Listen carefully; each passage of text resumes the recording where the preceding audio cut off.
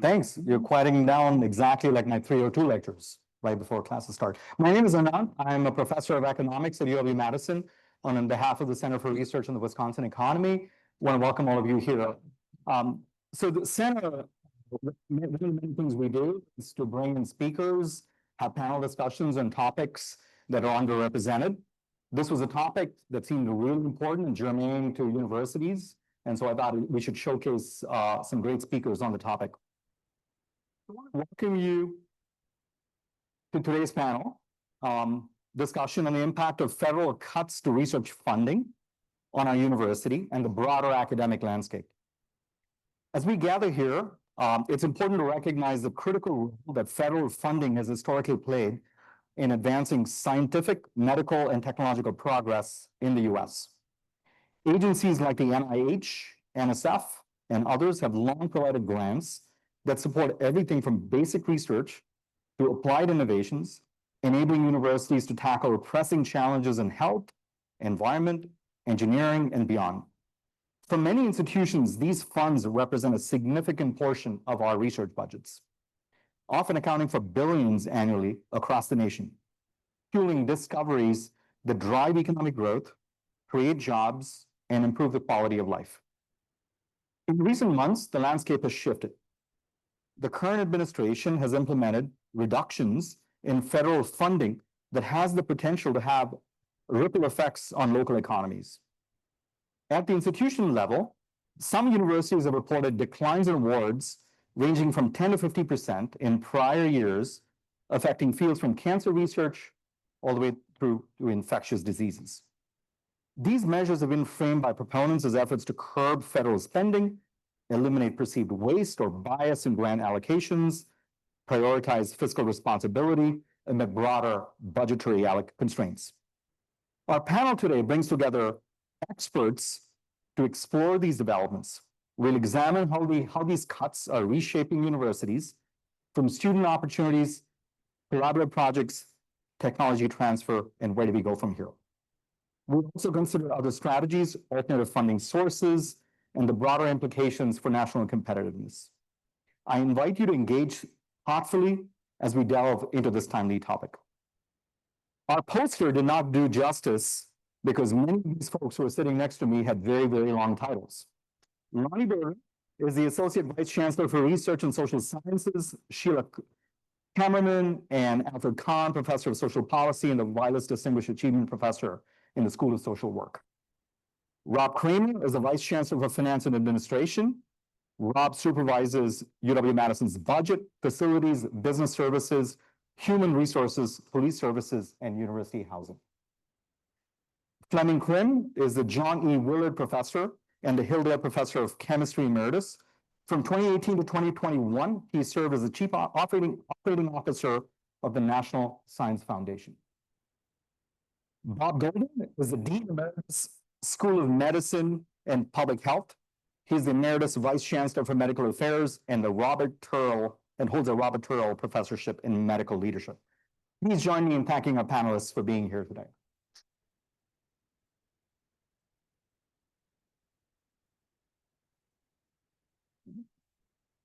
So I want to start with the big enchilada, which is NIH. Bob, so could you please provide an overview of the historical evolution of NIH funding, including key milestones, shifts in NIH priorities, and share your personal experiences with securing and managing NIH grants, particularly in the context of recent budget uncertainties? Sure. Well, first, thank you for putting this together, and thank you for the opportunity to be here.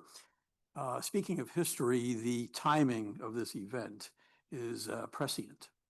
So it's pretty much exactly 50 years ago today that President Nixon declared a war on cancer. And by the way, he was really encouraged to do so by Mary Lasker and other patient advocacy groups. It was one of the most important events, I think, in the public health history and medical history of our nation. When he started the war on cancer, the 5-year survival rate for all cancers lumped together was 49%. Today, it's 68%. Economists and I'm certainly, unfortunately, not in that camp, have done the calculus that for every $326 spent on NIH cancer research, a human life has been extended by 1 year. $326 for a year of life. Now, the other prescient part about this, Ananth, is that last Friday, we had a gala event celebrating the 50th anniversary of Howard Timmon receiving the Nobel Prize on this campus for the revolutionary discovery of reverse transcriptase. That work was done in the McCardle Laboratory for Cancer Research, but like so much of science, it spills over into so many ways.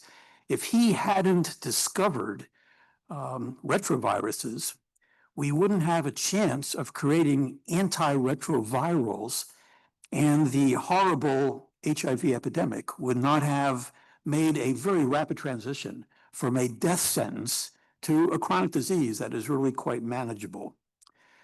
If you allow me to indulge briefly in a personal perspective, 40 years ago, I started my first faculty position as an assistant professor, and I wrote my first grant. It didn't get funded the first time, but I submitted it 3 months later, and it got funded. And I was blessed to be able to be continuously funded by the NIH right up until the time that I had the opportunity to come here in a leadership role and to turn my grants over to some wonderful junior colleagues. And what was so telling about that experience was that there was no waste. Back then, the study sections, the kind of Spanish Inquisition group that determines who's going to get funded, you had to be in the top 20th percent of those projects that were deemed worthy of funding to get funded. And you, if you were lucky like I was, you got funded for a period of 3 to 5 years, and then you had to compete. You had to compete. And so there was really no waste.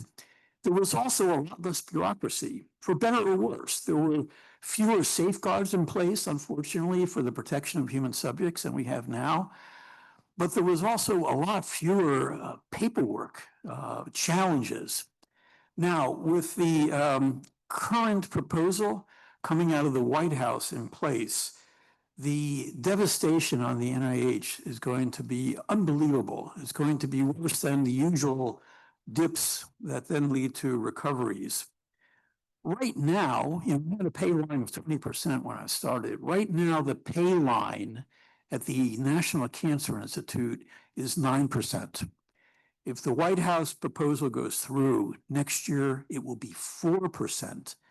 That means out of 100 program proposals deemed worthy to be funded, only 4 will be funded.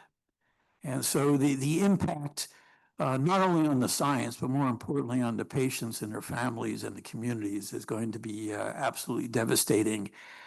I can tell you, I also had the opportunity to serve on one of these study sections for quite some time, including for a year or two as a chair of it. And you can sort of tell a difference between the bottom of the top quarter and the top of the top quarter. Just like you can sort of tell a difference between a bottom tier college football team and a top tier football team populated by professional athletes. Sorry, I shouldn't really go there, but you can't really tell the difference between number 4 out of 100 and number 10 out of 100. It's very, very arbitrary and capricious. And it means that the very worthy funds of fundable projects that are in the top 10% of all, but aren't quite getting funded, those scientists will have to somehow come up with bridge funding, lose some of the folks that are working in their laboratories, rebuild, and spend more and more time writing a resubmission. So that's a bit of history. And I think unless things really turn around, the next chapter in the history book is going to be very demoralizing. Thanks, Bob. Fleming, could you discuss the historical development of NSF funding, highlighting major changes in allocation and focal areas over time, reflecting your personal experiences at NSF, and especially amid the funding reductions that we've seen recently. So initially, let me take us back to a happier time, the end of World War II. Now, at that time, the public's view of science and research was very positive, and many people wanted to see us continue that technological and scientific advance that had made such a difference in the course of the war. Things like radar and other sorts of things. Vannevar Bush, whose name is held up as kind of a prophet, was a very important science advisor during World War II, a science advisor to FDR, and was part of the National Defense Research Council, which became the Office of Scientific Research and Development, where all of the big projects that you have heard about from the war years, from the World War II years, rested. So as the war ended in 1945, there were competing visions of how we should go forward using the scientific and technical prowess we had developed as a nation. For those of you who are interested, there's a really nice accessible article in Physics Today from about 4 years ago by a woman named Emily Gibson, who's a historian at NSF, that really describes all of this in detail. So I'm going to be very quick. So as this debate was going on, Vannevar Bush, who believed in basic science being the engine of all this progress, was advocating for proceeding forward. And there was a big argument, and we were talking beforehand about a senator named Kilgore who disagreed with him. So Vannevar Bush wrote a pamphlet. Now, this doesn't look like a pamphlet to you, but only that much is what he wrote. The rest are appendices, which are reports from various committees. This is the way things are done in Washington, okay? But that's the heart of it if you ever want to read it. In this, he argued that we should have an agency that funded basic research in this country, and that was going to be the engine of success like we had had during the war years. Debate ensued. Kilgore and another group of people felt that the federal government should take over all aspects of research. Private research, public research, it should be just one agency. That Bush wanted something quite different. He wrote this book to advocate for that, and there was 5 years of political argument. And in 1950, on a train in Idaho, Harry Truman signed the NSF Act. So NSF is 75 years old today. It was a very modest agency to start with some very brilliant leadership. And in 1957, Sputnik was launched. That changed the game. The NSF budget in 1 year increased by a factor of 3, okay? A lot of money went into education, and that was really the beginning of the scientific engine that, as you said, has had some ups and downs, but has increased over the years. It's interesting what people were arguing about, because of those of you who follow the current debates will know what they are. Patents for government-funded research. Should the National Science Foundation be supporting social science? Getting geographic diversity in funding for science, not having it just being a coastal activity, and the political control of the agency.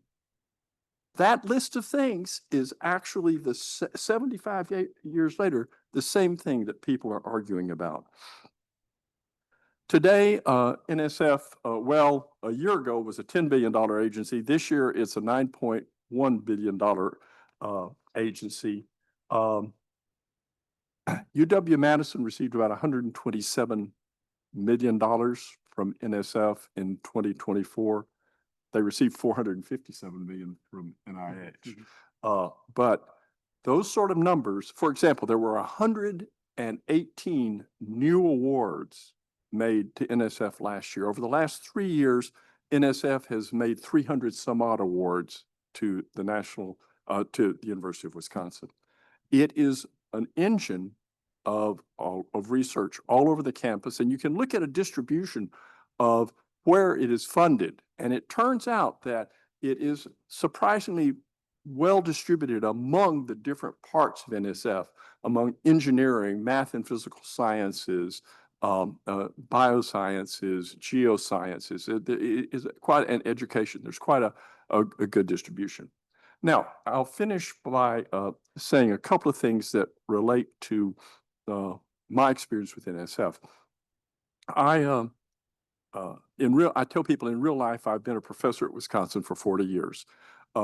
I spent 4 of those years at NSF as what's called a rotator, an IPA, and I was leading for the Directorate for Mathematical and Physical Sciences Research.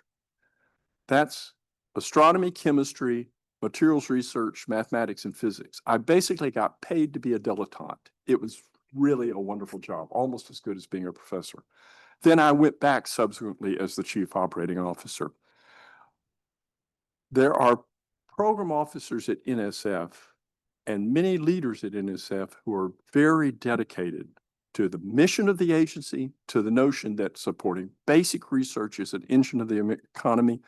People like Solo and others have done economic studies talking about how technological advancement is a huge driver of the economy.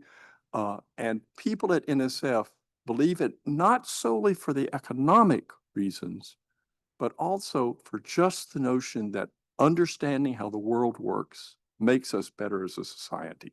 It has lots of practical benefits, but that fundamental research is transforming the future. And I'll say more later. Thanks, Fleming. I'll just add that if none of you have read Emily Gibson's book, I'd be shocked if any of you did. But most of you watched Oppenheimer. It was whenever Bush was played by Matthew Modine, where he comes at the very end defending Oppenheimer, just saying, you know, he was a brilliant man. He was a brilliant man who just thought all the resources should go to MIT. Is that right? I mean, like that's where all the smarts are. Because he was at Carnegie at the time, I thought he was an engineering. I think he could have some too. And he was an engineering dean at MIT. Yes, like, he was. You know, he thought, I think chemists were all right. I think he would have lived with chemists, but I think he hated social scientists. So with that segue, Lonnie, what has been the trajectory of funding for social science research, including sources like federal agencies and funding and foundations? And how have your experiences with utilizing grants shape your work, particularly in light of the policy landscape we're in? Great, thanks. So I want to start with just saying a little bit about social sciences in general. And I think when we think of the social sciences, we think of, you know, economics, sociology, psychology, maybe a handful of other fields. Social work. And I think, you know, in reality, the social sciences are incredibly broad, and particularly in the modern era. So we have social science research, either interdisciplinary or straight social science going on in every school and college in this university. And we think of social sciences doing large scale survey research, qualitative or ethnography, you know, clinical psychology type experiments.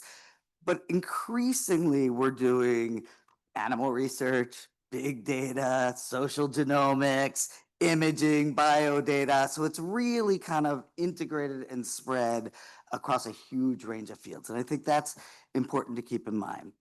Historically, the federal government got involved in social science research relatively late, and in relatively a small way to begin with. So almost all social science research prior to World War II was funded by foundations. There were a handful of big foundations that funded social science research. Around World War II, and actually Nixon was a big proponent of social science research, but for national security. And the idea was that social science research could benefit national security, psychology and economics in particular. And in 1958, NSF actually got a social science unit. Interestingly, so then there was a lot of skepticism about social science research, and there still is today, that it was really idealistic, that it wasn't objective, and these are the same kinds of things that are coming up in many ways. NIH started funding social science research in the 60s, and particularly rolled out a series of large-scale infrastructure project centers. So they funded population and demography centers, they funded centers on disabilities, and that were really aimed at increasing the infrastructure to conduct research, but also came with key research-specific funds. Now, this carried on, this really grew through the 60s and 70s, the war on poverty. We wanted to evaluate all these programs. The Institute for Research on Poverty on campus was founded in 1966, and it was intended to be the RAND of the war on poverty. So the Defense Department had RAND, and the Johnson administration needed its think tank to be the war on poverty. And so you saw huge investments in the 60s and 70s. Interestingly, NIH didn't actually get the Office of Behavioral and Social Science Research until 1993. So it's a little, almost 35 years old. During all that time, there was NIH-specific social science funding. I would say today, NIH is providing the majority of the large-scale social science funding. And one of the big things I worry about, so I'm a quantitative social scientist. I study government policies, population trends, things like that. The NIH is funding huge longitudinal studies, many of them that are going on. One is housed at this campus called the MIDAS Study, Midlife and Development in the United States. It costs roughly $70–80 million each round of data collection. There are studies, I'm directing a study now that started with 5,000 families having a birth. We're now onto the third generation of those families. We've learned incredible amounts of what determines child development, what determines good life outcomes. And I think these are the kinds of really big initiatives that are highly at risk right now. And I'll stop there. Thanks, Lonnie. Last, most important and not the least, Rob, how critical is, and traditionally have NIH, NSF, DOE, DOD funding been to the University of Wisconsin-Madison's research ecosystem, both historically and in recent years? In what ways have these funding patterns evolved, including universities' dependence on federal support? And what are overheads, F&A, and how are they determined? Is it just a slush fund? Take it away. So a great set of questions there. I think several of the panelists have already articulated in part the critical nature of federal research funding at UW-Madison. And I would actually expand it. A lot of the examples they gave, a lot of what we're talking about, while UW-Madison is the institution engaged in this, these are really things that impact the entire state of Wisconsin, and not just other institutions, but the people who live here, people who seek health treatment here. But also a lot of the companies in our state really are part of making sure that we're able to do this. When I think just, for example, in the space of construction, the group of contractors that we're often working with, many of their largest projects are in the space of work that supports research facilities. And so as we think about the impact, it's not just UW-Madison, it's the entire kind of economy of the state of Wisconsin. In the last fiscal year, about $900 million of federal research funding was here at UW-Madison. And that was in the context of roughly $3.5 billion of awards. So roughly $900 million expended in that 1 year.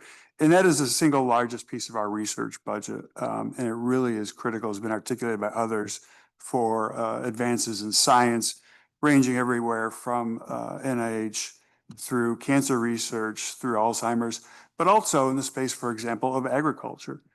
The USDA provides a lot of research funding for cows, and our researchers are out across the state at research stations, working with farmers, working with local companies on the problems confronting the ag industry. And that's a really important part of this puzzle that it's not right here in Madison, but I think it's something we always have to keep in mind. With respect to the kind of support of federal funding, the direct research dollars come in. They're also supported by the facilities and administrative costs, F&A, sometimes referred to as indirect, other times referred to as overhead. And that really is a structure that was established in 1965 by the federal government, in part to encourage universities to engage in the activities, because universities were worried that they were going to be ending up subsidizing federal research activities. And at that time, many universities weren't big research institutions. They are much more around teaching and learning. And as described, the federal government wanted universities to become more engaged in the scientific enterprise. And so universities were trying to understand, like, how do we do this and pay these costs? It's not the direct cost of that person doing the research in the lab, the PIs, the research team, but things like paying for the electricity bill in the research facilities. Things now like paying for the computer modeling systems that may support multiple research activities, paying for the air handlers that run air through the building, paying for the compliance. We heard a little bit about just the amount of paperwork going on now. If you look at the growth of regulation of federal research over the last 40, 50 years, in 1991 is an interesting kind of reference point. At that time, the administrative component of the F&A was capped at 26%. 62% of the regulations that are currently in place that govern research in the federal area were put in place after 1991. So the growth of regulation in this space has continued, addressing oftentimes really important issues, but the cap on the administration and the cost of that has been set since that time. If you think about these F&A rates, they're really, as I said, kind of the things that go into the research to make the research happen, but are not directly tied to that grant activity. It may be a piece of equipment that 5, 10 different labs are sharing. It may be, some type of analyzers, different types of support systems that a whole group of researchers use. It's much more efficient to have that supported purchased once and used by a bunch of different researchers than every area of research trying to buy that same piece of equipment. That become very, very expensive. Sometimes this is referred to as profit or a slush fund. I would take exception to that. I think one of the criticisms that'd be worth talking about here, and I certainly hear in some of my national conversations, is how do we become more transparent about how those monies are spent and draw them back to the research endeavor? And there are several, I think, very high profile missteps, mistakes of the past, maybe culminating with a yacht purchase at Stanford many, many years ago. That was inappropriate. And we need to confront those, acknowledge those, and think about how do we have better accountability for the use of those dollars in the support of the research endeavor. So it's not just strictly either or, it's kind of listening to the critique and then addressing it. I'm going to stick with you, Rob, if you don't mind.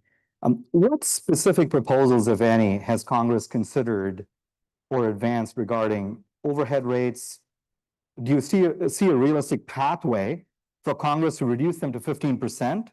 And what are the chances of reaching a bipartisan compromise on that specific issue and overheads? So that last part is the hardest piece of this. What is the chance of a compromise? I think the reality is, after this history since 1965, this is the way the F&A has been done. In 2017, there was an attempt by the Crim administration in the first iteration to reduce those significantly. At that point in time, Congress put in place language essentially preserving the current system. As I've talked with colleagues around the country, listened to some of the conversations, I think I and others have become convinced that willingness to defend the existing is no longer there, and something is going to be different in the future with respect to how do we support research in the United States. So there needs to be some path forward. Starting in February, there were a number of agency actions kind of trying to unilaterally change the F&A rates within the agencies. Many of those are tied up in court actions, so we haven't really seen how those could play out. Some of the early ones, NIH was one of the first ones as we looked at that, going from our current NIH rate down to the flat 15%. Would have been for our campus, if I remember correctly, about a $65 million hit. But we would have had none of the relief from the regulations I talked about. There would have been none of the costs of the support of the research would have gone away. In the conversations, the group that I've participated in, the joint association group, we've really tried to, I think, listen to the criticisms of the current structure, both in terms of the calculations, the variations across different federal agencies. Many of the federal agencies do this slightly differently. And so at every research institution, you have to have people who know, okay, if we're working with NSF, this is how this is done. If you're working with NIH, oh, it's done differently. If you're working with Department of Defense, it's done differently again. So that complexity. How do we become more transparent and accountable for the dollars, the flow of the dollars, and really be able to draw a good line from here's the direct dollars, those are pretty easy to track. Here are the F&A dollars, or whatever we call those in the future. Here's how those flowed through to support the research enterprise. And I think that also actually helps at the institutions because I know a number of the PIs who are involved in generating the directs oftentimes are trying to figure out, like, well, where did those F&A dollars go? Because I'm not seeing them flow directly back to the lab. So that's another group I think to talk with about, like, how do we become more transparent just internally on the use of those dollars? As I look at the conversations around the next federal budget, a number of the Senate committees have put language into their appropriations to basically say you can't have a flat 15% rate. There needs to be some kind of work towards a rate that is either negotiated in unison with higher education entities or is through some other process put in place that will support the F&A activities, but not saying like, we're going to keep it the way it is. So I think we will get to some kind of a solution that works. It's important to recognize we're at this historic moment in our country where we really are revisiting a compact that has existed for a long time between the federal government and all these research institutions. It's interesting, looking back at the history, especially with Vannevar Bush, he was trying to beg universities to take more money, and they said, no, we don't want political interference, so we don't want your money, and here we are. Last question for you, Rob, before I have the others map out the cuts to funding. In what ways has UW-Madison been directly affected by these funding changes in the last few months? What strategic measures has UW-Madison implemented to address them? And I think you already talked about this has broader implications in the state of Wisconsin as well. Yeah, I think a couple of things that I would highlight. First and foremost, in terms of just advocacy, communications, education around the importance of these federal research programs, the importance of the F&A dollars. Chancellor Mnookin, our Vice Chancellor for Research, Vice Chancellor for University Relations, number of other deans, department chairs, faculty members. I know I've been just like constantly communicating with elected officials, helping them just explain how does this work, kind of what are some of the realities of it, what are some of the challenges, what are the implications for UW-Madison. We have extended the resources that we have in DC. We've added a couple of new faces to our federal relations group. We've brought in some additional kind of people who spend time in DC, know all the different players to have them help us kind of think about like, how do you communicate on these issues? In April, May-ish, we announced a bridge funding program to support researchers who were impacted by stop work orders or grant terminations. PIs in the different schools, colleges, research centers can put forward requests through their deans to access those funds, essentially a match of central campus funds and funds from the Department of School College, so that we have kind of an orderly transition for those research activities to something new, rather than just kind of a hard stop if we get a stop work order. And then really thinking through both the where is the future of some of this research, what are some of the short-term activities we can take, and in terms of the impacts to date, we've had a number of stop work orders. Some of those through the court actions were reversed. Subsequent court actions, some of those got reinstated. We, unlike several institutions maybe that have been covered more publicly, have not had a really huge dollar amount in terms of terminations or stop work orders. But we are just seeing a just steady slowdown in new awards. And that in part is just because of all the uncertainty that's going on. I think because some of the changes at federal agencies, just the slowing of the processes. Some of the groups that have traditionally at the federal agencies kind of been in charge of the process of reviewing proposals and making awards have essentially either been reconstituted or they cease to exist. And so in the next couple of years, if nothing else happens, but we move to kind of a new steady state, we will see a decline in the total amount of research going on here that's funded by the federal government. Thanks, Rob. I was going to go to you, Bob, but I was going to ask you, can we explore the transformative power of biomedical research? And could you highlight a few examples of compelling examples of NIH-funded projects that have delivered measurable impacts, whether in local communities, nationally, disease prevention, treatment. You talked about a few of those. What lessons do we then draw for future investments? Maybe that's not where you're going, but. Sure. Well, let me just make an additive comment to what Rob has said, and it's in the context of, I have friends all over the country. I think our university has done a fantastic job of navigating these incredibly turbulent seas, and I think they've done what I call the Goldilocks approach, where some schools were in denial and they weren't going to do anything. Other schools said, to mix my metaphors, the sky is falling, and they, I think, overreacted. Whereas I really feel that Bascom has navigated a very sensible course. I did want to add, though, one immediate effect that I'm sure Dean Swanson will agree with, because it's really the ground floor. And that is that, again, taking a middle-of-the-road approach, we dramatically cut back the number of graduate students that we took in. And that is the seed corn. We didn't do it as drastically as some other places. And we do have central and then somewhat peripheral in the dean's offices support, but it's very risky business. If you've got a grant that you think's in the top 10%, that's up for renewal, but they're only going to fund the top 4 or 5%. It's very risky to take on a graduate student or two, because while training grants cover a small percentage of the cost, most of it is borne by the NIH grants that cover it. So we are feeling that, and I think that's the seed corn for the future. So hopefully that will turn around. But to get to your question, let me give you just a couple of snapshots. We can't cover the whole waterfront, but I'll start at the top of the alphabet with Alzheimer's disease. We have a huge portfolio of groundbreaking Alzheimer's disease research, and we are the lead center for a national study that's probably one of the very biggest that has taken place in Western civilization. But beyond the numbers, let me tell you again in a very timely way, something a bit more real.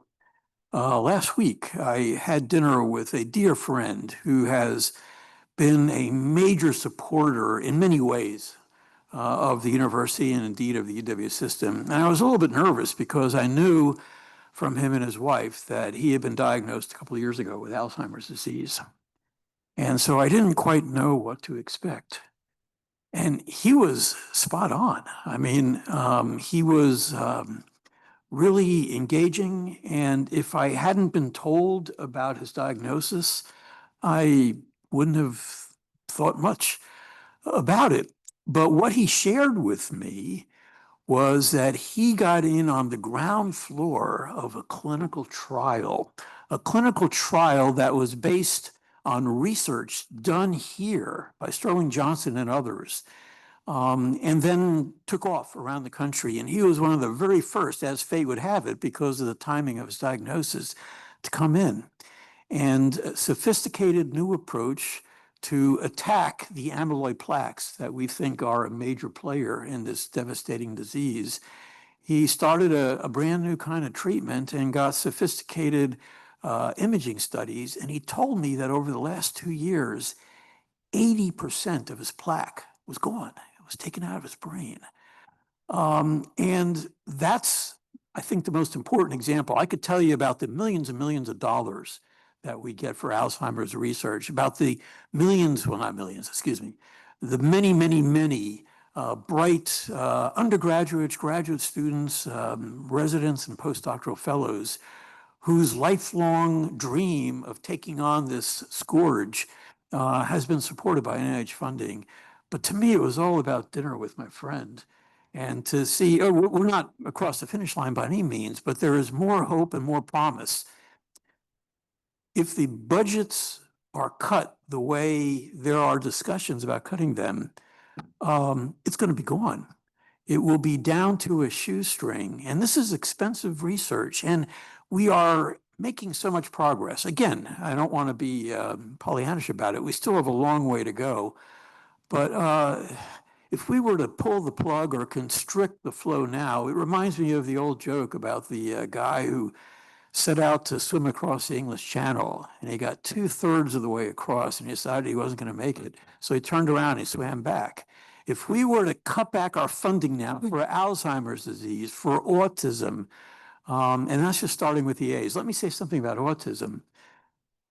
A number of years ago, Maureen Durkin, who is currently the chair of our Department of Population Health Studies, she received funding from the NIH to take an objective, non-biased view of all the available research literature floating around about a putative link between vaccines and autism. They did a comprehensive study. It was subjected to the most rigorous peer review journals, and they found there was no there. There was really absolutely nothing there.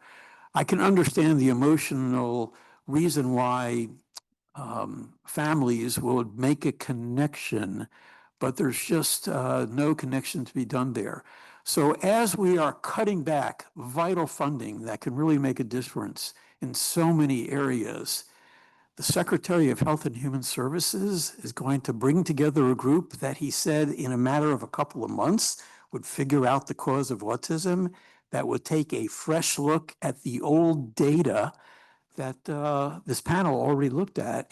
And to me, this is more than ironic. This is really nauseating that we would be squandering a diminished supply of support for promising research for what is clearly a political agenda rather than an objective scientific agenda.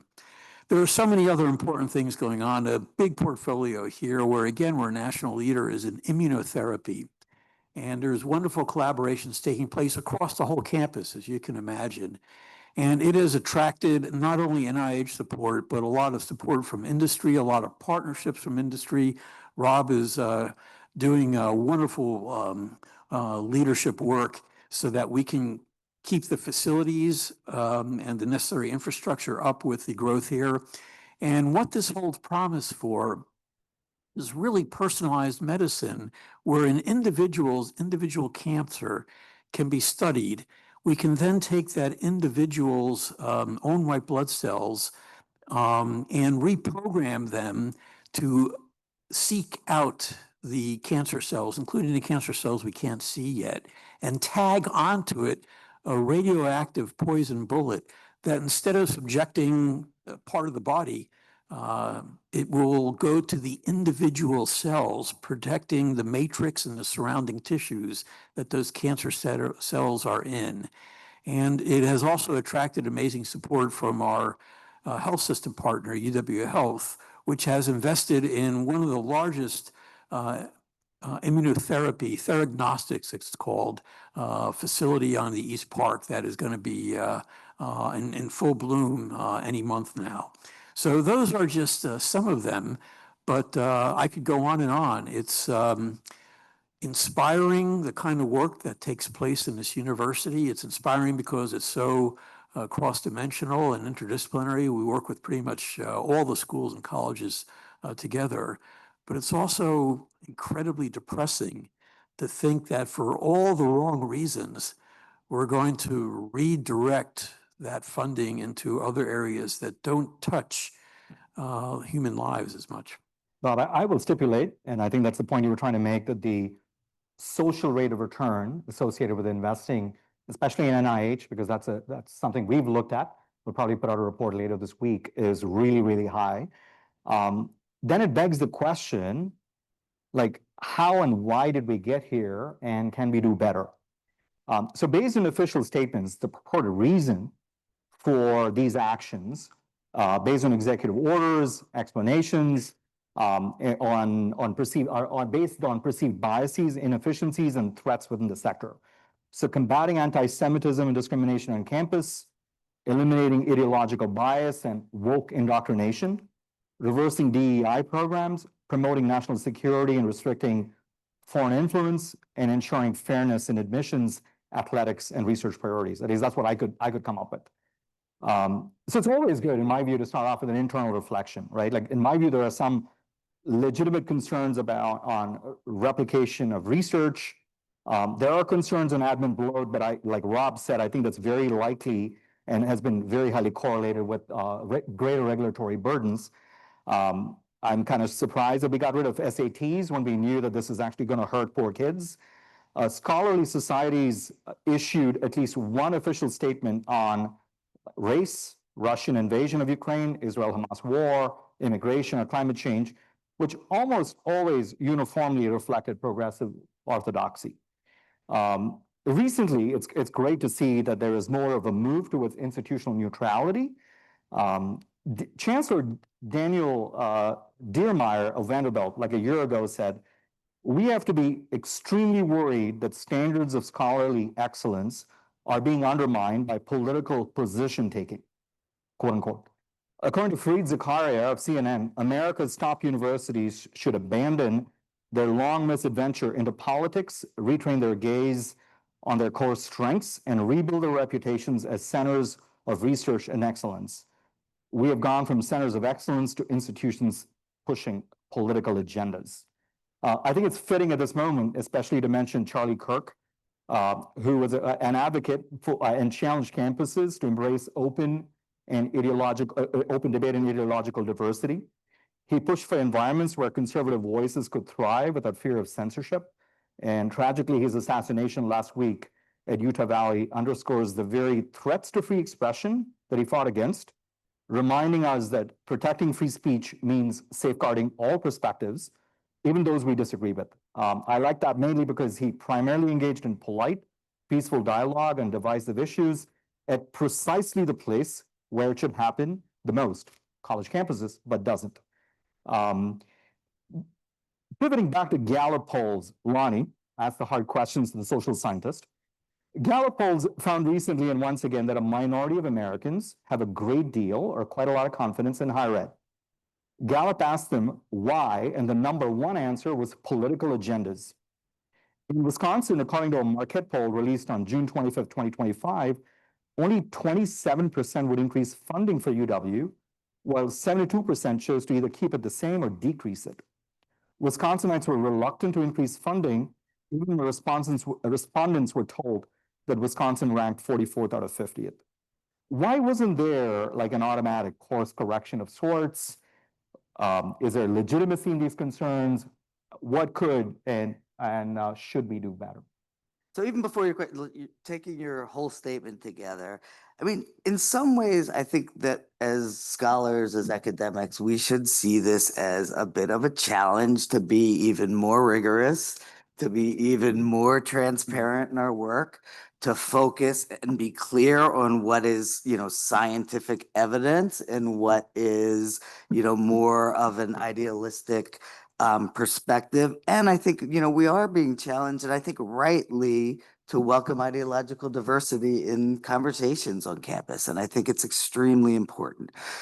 Turning to sort of public perception, last I saw, it's getting a little bit better, but we're still not favorites of the populace. And I think partly that's on us. And I think we have not done a very good job of showing our communities and all our stakeholders what the university creates and does in society, for the average person in Wisconsin, for health, for life, for longevity, for farming, and those kinds of things. And I think we are seen as elitists in an ivory tower. And I don't think there's a very good understanding of what the universities do to benefit the human condition. And I think that's a real challenge for us to get through. I also do think that, we didn't read the tea leaves very well or think about all of our stakeholders, right? We're a public university, we're state employees. There are lots and lots of perspectives in the state, and we need to be more strategic about, respecting and speaking to all of those perspectives. And I'll stop there. Thanks, Lonnie. Fleming, NSF has been a big driver of research of science over the last several decades. Do you feel as though NSF veered off from a meritocracy in allocating resources? How could we improve and build trust in science? That's a particularly big challenge in this current extremely polarized environment. I think particularly when people work in areas that are regarded as esoteric, that amplifies this notion of an ivory tower. However, there are lots of stories to tell. I'm not going to tell them about people who've been doing research supported by NSF in quantum information science for 30, 40 years. Okay, they got us through the AI winter and got us to, and those kind of things are harder stories to tell because they sound a little bit they do sound esoteric. So we've heard the transparency comments several times now in relation to FAIR and in relation to what we are doing. And I do believe that transparency in we all need to dial down our arrogance and be transparent, okay? I do think that there are wonderful, wonderful stories to tell, and people respond to stories. One of the things that I think a lot of us can fall into is, let me tell you a story because I know a lot more than you do. And that's not the way you persuade people, okay? So we need to think about how we have conversations. And I really think that is a critical aspect. If you look at the things that NSF has done that people have criticized, NSF did not do those because the leaders woke up one day and said, hey, let's do this thing. They did it responding to administration initiatives, to congressional initiatives, to National Science Board initiatives, some of which reflected the zeitgeist and the way people felt about what our biggest problems were. I agree with the comment about overreaction, okay, overcorrection. And I think that as we face these challenges, we ought not to be saying, oh, we didn't make a mistake, because we surely did, okay? And I also think we don't say, oh, we made a mistake and our values are wrong. I think we say we did not execute as well as we could, as we should have at implementing those values. Thank you. Bob, NIH virology has been attacked for lack of transparency. Jay Bhattacharya, I'm hoping to have Jay next semester for a fireside chat. He was silenced for his views on COVID, both on Twitter and by Stanford. During the COVID era, NIH, the agency, at least based on public opinion, faced a backlash for its role in pandemic-related decisions, including debates over the origins of virus, vaccine advocacy, which many view as politicized. I'll pivot from there to then ask you, like, were some mistakes made at that time? Were they prevalent? What can be done to regain trust in the same vein? A little bit more of a nerdy question is, several surveys reveal that NIH-funded scientists spend nearly half their time on bureaucratic compliance rather than actual research. Is that a problem? And if you were a dictator, how would you change it so that we don't deter progress? Wow. Well, there's a lot there and very little time left, unfortunately. But let me start with the first question. There's an old expression when we think about the COVID experience. There's an old expression that comes to mind. It was the best of times. It was the worst of times. And where the dickens did I read that? But I think that on the one hand, it was almost miraculous that we got to the point so quickly where we came up with effective diagnostic tests. We came up with effective treatments. But it was the worst of times because it was terrible the way miscommunication and politicization took place. And lessons to be learned from everyone, but I think especially the medical and public health community. that it was terrible. It was lack of transparency. Worse, it was this condescending, demeaning, belittling of people who would raise legitimate questions. Now, fortunately, science is self-correcting. But unfortunately, damaged reputations are like Humpty Dumpty. It's hard to put it back together. And, you know, I can remember the questions that we were asking in my household. I'm married to a, if I dare say so, a brilliant virologist and infectious disease doctor. And I would say, you know, we've got to have 6 feet distance in the elevators, and our elevators weren't designed to really accommodate that. But we have to have 6 feet. And Shannon will say, why? We know there has to be some distance, but is it 5 feet? Is it 7 feet? Don't worry about those details. And yet, coming out of the Center for Disease Control was this dictum that it's got to be 6 feet. If it's less than 6 feet, you're in big trouble. So I think we really blew it in terms of communications. And it was just a, you know, really tough time, so we ought to give everybody some grace. It was really an exaggeration of the arrogance and the lack of our focusing on straightforward explanations as best we can about very, very, very complicated science. So the science is self-correcting, but the emotional and political and cultural damage is going to take a lot longer to repair. I know there were some other questions. Yeah, I don't know that we have a whole lot of time, but so Rob, clearly the university is involved in advocacy. This is really important for the future of not just us, but every other research university. Could you say a little bit about how folks here could get involved? It's clear that the social rate of return is really high. Any other thoughts that you might have? Yeah, a couple things. As I know, a number of people on campus have been out there just trying to advocate, educate, communicate about this. All of you have a good sense of how research in different areas impacts you, it impacts the institution, but more importantly, it impacts the people who the research is designed to help. You know, we do research to solve problems.